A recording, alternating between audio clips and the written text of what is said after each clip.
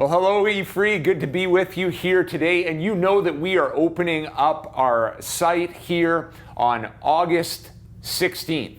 And so there is a survey online. If you go to our website, efreelethbridge.ca, just scroll down a little bit there. There's a survey that we'd love for you to fill out. So go there, fill that out. We look forward to hearing what you have to say on that survey there. Now, here I am sitting with Myron, my friend.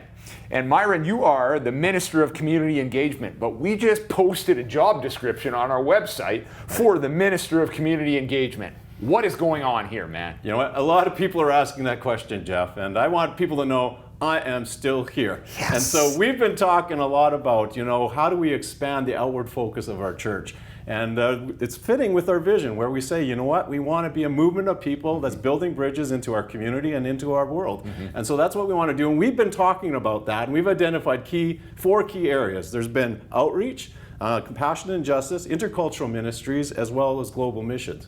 And we said all four of these are important and we want to move them forward, but it's too much for one position. So we talked about creating another position. All right, so what is this Minister of Community Engagement that we're looking for going to do? Yeah, they're going to focus on the outreach component as well as the compassion and justice. Outreach is about how are we reaching our neighbors in our communities. Excellent. As well as the compassion and justice, how are we responding to those who are experiencing poverty. Okay, and so then that leaves two more areas. What is it that you're going to be spearheading? Yeah, I'm going to be focusing on cross-cultural ministries. And so this is our intercultural ministries and our global missions. And we've been learning as we've been looking into this in a globalized world where there's a lot of immigration and movement of people, it's best to link our intercultural ministries and global missions. And so I'm really excited about focusing on this. And we know that it's a strategic priority of our church. For sure. And I know that you have a passion for this.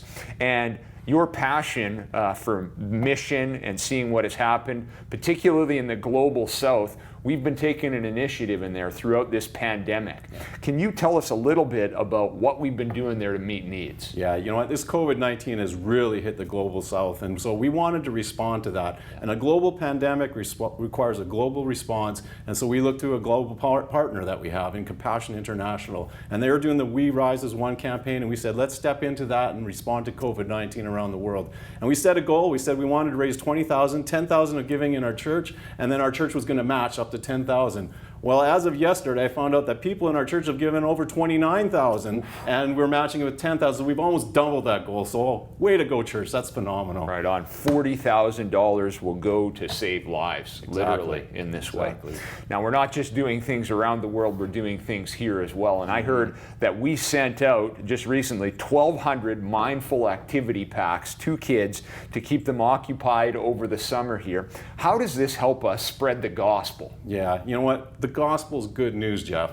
And good news is something we proclaim and it's something we demonstrate. And these mindful activity packs are responding to a real need in our community. Awesome. We've heard about families that are struggling in this time where they've had to do homeschooling and they are not able to, maybe parents get to work and stuff. And so there's been a lot of pressure. And these activity packs just relieve some of that pressure and give something to do in the home. And so they notice it, and our partners notice it, that we're stepping up and responding to a real need, and that's good news. That is good news, for sure. Now, Pastor Matt, our children's ministry pastor, talked to us this last weekend about stuffing the bus. What are we doing about stuffing the bus, and how is this helping our community? Right. Hey, again, we want to respond to child poverty. That's been something that our church has focused on for the last while. And this is a way of doing that, of providing school supplies to children who may not be able to afford them otherwise. Cool. And so we're asking people to take a backpack like this and be able to fill it up with school supplies. And we got lists of school supplies for elementary age school children. And so we're inviting people to come by the church, pick up a backpack,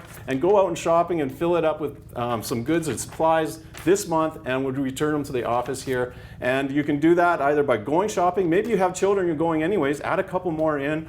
Or else maybe you could you're not comfortable going to a store, you can order online and do it that way. It's tremendous. Not only is it useful, but it is stylish as well. Now, We are partnering with My City Care and really Victory Church in this as well. Why do we partner in this way, and how does that help us? Yeah, you know what? As we want to get more and more involved in the community, we do not want to duplicate what's already going out there. Mm-hmm. There's a lot of churches that are involved in our community. There's a lot of great agencies that are involved in our community. We want to partner with them and work with them, and as we do that, identify gaps and then step into those gaps as a church. Right on. Now, we talk about identifying gaps, and there are some gaps out there.